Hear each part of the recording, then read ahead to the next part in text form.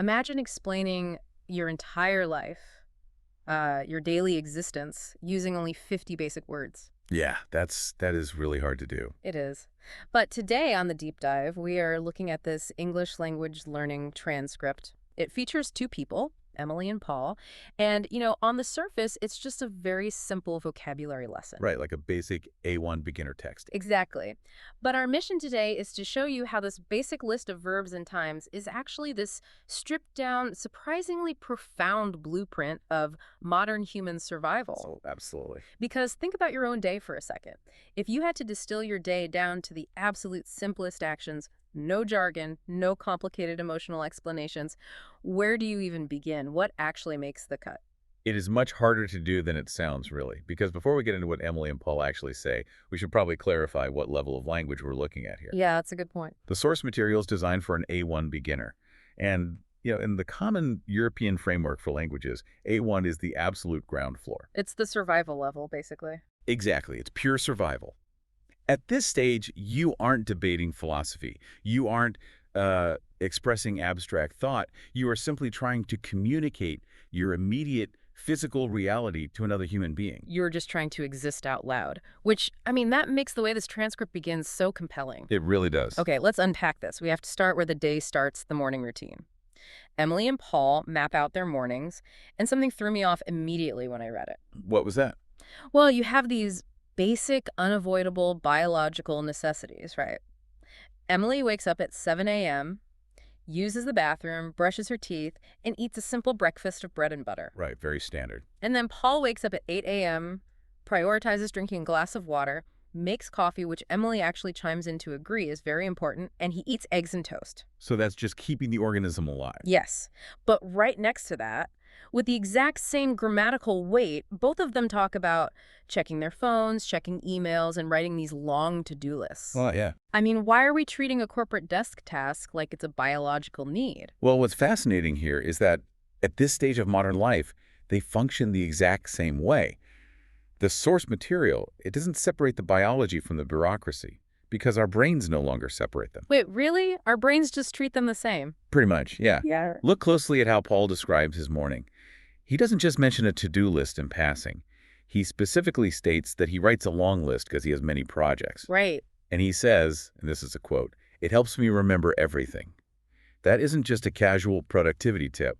That is a textbook description of cognitive offloading. Cognitive offloading. Explain how that works in this context. So think about the human brain operating in a modern professional environment. It simply was not evolved to hold 40 open loops regarding project deadlines, unread emails, and, upcoming meetings. No, definitely not. It's overcoming. Exactly. So when Paul writes that list before he does anything else, he is actively outsourcing his memory to a piece of paper. He is ensuring his brain doesn't just collapse under the cognitive load of his own life. Wow, so he's basically creating an external hard drive just to survive the morning. Yes. In that sense, clearing the mental RAM by writing the list is just as essential to his functioning for the next 8 hours as the calories in the eggs he just ate.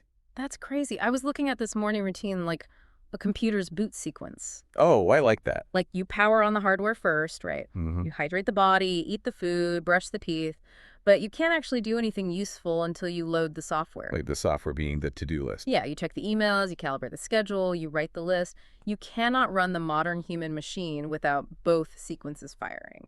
That analogy holds up perfectly. And the A1 level, it forces this brutal honesty about what we actually prioritize when we boot up. Because you literally don't have the words to lie about it. Right.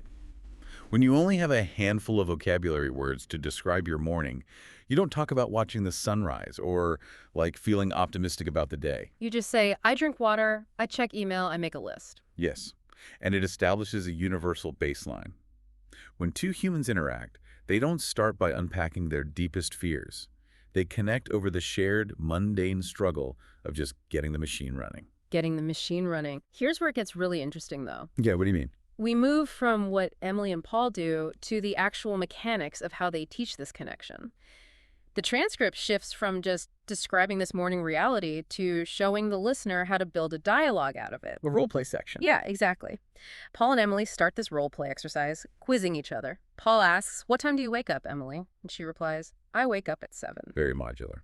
It is highly modular. Subject, verb, time. It's like playing with linguistic Lego blocks. The text even explicitly calls this framework a conversation recipe. Which is a great way to describe it for beginners. It is, because you can just swap the ingredients. If you don't cook, you don't abandon the recipe, you just swap in the phrase, "I order food," or "I eat at a restaurant." But I have to push back on this a little bit. Oh, go for it. If we are just plugging our data points into a formula, doesn't that strip the humanity out of the interaction? How so? Well, I feel like I'm not really connecting with you. I'm just transmitting data like a robot. Like, how does a literal recipe build actual human rapport? I get why you'd say that. It feels mechanical if you approach it from the perspective of someone who already speaks a language fluently. Sure, because we have the luxury of nuance. Exactly. But put yourself in the shoes of an absolute beginner. We just talked about cognitive load regarding Paul's to-do list. Right. That same concept applies to language acquisition. When you are terrified of making a mistake in a new language, trying to figure out how to conjugate an irregular verb or, how to use the passive voice, it will literally paralyze you. The anxiety just stops you from opening your mouth at all. You just freeze up because the math is too complicated. What this recipe does is radically lower the barrier to entry. It takes the pressure off. Yes, it tells the learner not to worry about being eloquent. The goal at the A1 level isn't poetry. The goal is contact. Just making a connection. Exactly. By stripping away all the complex grammar, the conditionals, the nuances, it gives you a highly efficient tool. You plug in your data, I plug in mine, and suddenly two strangers are exchanging realities. That's a beautiful way to put it, exchanging realities. So the formula doesn't erase humanity. It's the necessary scaffolding that allows the humanity to cross the divide in the first place. It is the minimum viable product of human connection. I like that. You need the scaffolding before you can build the cathedral. And I can see how that works for survival. You just need to know if the other person survives the morning the same way you do. Right. But this rigid scaffolding, it has to change as the day goes on. Because once you get past the workday, which the text notes ends at 5:00 p.m. for Emily and 5:30 p.m. for Paul, people want to express their actual personalities. And this is where the transcript reveals something brilliant about how we measure and communicate our lives. Okay, tell me more. How does an A1 speaker express individuality when they clock out of work?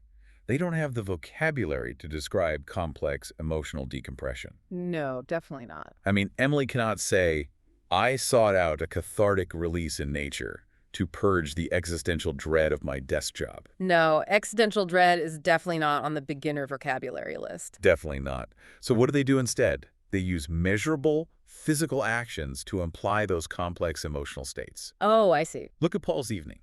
He goes to the gym for exactly 1 hour. He watches comedy shows specifically because they make him laugh. He admits he isn't a great cook, but he proudly mentions cooking a fish dish the night before. Right, and Emily is entirely different. So what does this all mean? She walks in a nearby park for 30 minutes listening to music or podcasts. She loves cooking and tries new things like pasta or chicken. Yeah, she reads a book before a strict 10:00 p.m. bedtime. And she does the dishes, cleaning her kitchen every single day, introducing this great little idiom. She says, "A clean kitchen is a happy kitchen." If we connect this to the bigger picture, notice their heavy reliance on time and specific actions. 30 minutes in a park, 1 hour at the gym. These are not just schedules. What are they then? They are containment protocols. Paul goes to the gym to force a physiological change in his body after sitting at a desk. Oh, wow. And Emily cooks and walks to force a psychological change. They're using the most basic verbs available, walk, cook, play, watch, to articulate the universal need to shed the identity of the worker. That makes so much sense. Think about your own commute home, right? If you are listening to this right now in your car or on the train, you aren't just traveling from point A to point B. No, you're actively transitioning. Yeah, you're actively trying to shed the vocabulary of your workday before you walk through your front door. Emily literally says in the text, 5.0 is a good time to stop. Right. It seems like a simple sentence, but it is actually a profound assertion of a boundary. And the structural choices in the text support that idea perfectly. The transcript treats these evening activities The 20 minutes of guitar playing for Paul, Emily's daily dishwashing, Paul taking out the trash on Mondays and The Thursdays. glamorous chores, right? Exactly. It treats them with the exact same grammatical importance as the 9:00 a.m. work start time. Wow, you're right. The source is subtly arguing that our leisure, our hobbies, and our chores, they define our existence just as much as our labor does. The sentence structure for I start work at 9:00 is identical to I play guitar for 20 minutes. Yeah. It completely levels the playing field of our identity. But eventually, this hyper-efficient, time-bound language has to hit a wall. The routine can only last so long. Right. The week has to end. And the transcript reflects this perfectly. It completely changes its tone and vocabulary when it hits the weekend. The weekend, the great release valve of the modern schedule. Yes. And it introduces this shift with just 2 words representing the ultimate luxury. No alarm. The best 2 words in the English language. Seriously. Both Emily and Paul sleep in until 9:00 or 10:00 a.m. Paul's weekend becomes this exercise in indulgence and connection. Right, he makes special breakfasts. Yeah, specifically pancakes. And he meets friends at a coffee shop just to talk and laugh. And he dedicates Sunday entirely to resting, just watching movies, reading, intentionally not doing much. Which is a total departure from his rigid weekday schedule and his mandated daily guitar practice. Yeah, and Emily's weekend is focused differently. It's more on community and preparation. She does a Saturday morning market run. She has lunch with her mom and dad. And then she uses Sunday to clean her apartment and prepare her food for the busy week ahead. Which is such a common Sunday ritual. It is. And when I read this section, it felt like they had finally escaped the recipe. Like if the weekday routine is the strict grammar of our lives, all rules and structure and predictable verbs, then the weekend feels like the creative writing section. Oh, that's an interesting way to look at it. Yeah, it is where we get to play. It feels that way on the surface, for sure. But this raises an important question. Let's apply the scaffolding analogy we used earlier to the weekend. Okay, I'm with you. During the week, your job and your societal obligations, they build the scaffolding for you. You wake up at a certain time because you have to. You eat quickly because you have to. Exactly. The grammar is rigid because the reality of the workday is rigid. But on the weekend, that external scaffolding disappears entirely. It does. Yeah. And what happens when human beings are presented with absolute unstructured freedom? We usually panic a little bit. We do. We tend to experience anxiety. We don't actually like a total void of structure. So what do Paul and Emily do the second the external rules are gone? They don't just collapse into chaos. No, they immediately build new, softer routines. The pancakes and the Saturday market runs. Precisely. Linguistically, the text points out that the vocabulary changes for the weekend. We use words like visiting, resting, preparing, instead of working and emailing. But the grammatical structure stays exactly the same. You still say, I wake up. You just add the word late. Emily's Sunday meal prep is the perfect example of this. Because she's prepping for work. Yes, even in her free time, she is tethering herself to the upcoming work week. We desperately crave a break from the rigid rules of Monday through Friday, but we don't actually want chaos on Saturday. We just want to be the ones choosing the ingredients for the recipe. Exactly. We want to construct our own scaffolding. We want to write the menu, even if we are still cooking in the exact same kitchen. That's a great way to put it. It is just wild how much psychological depth is hiding in a beginner English lesson.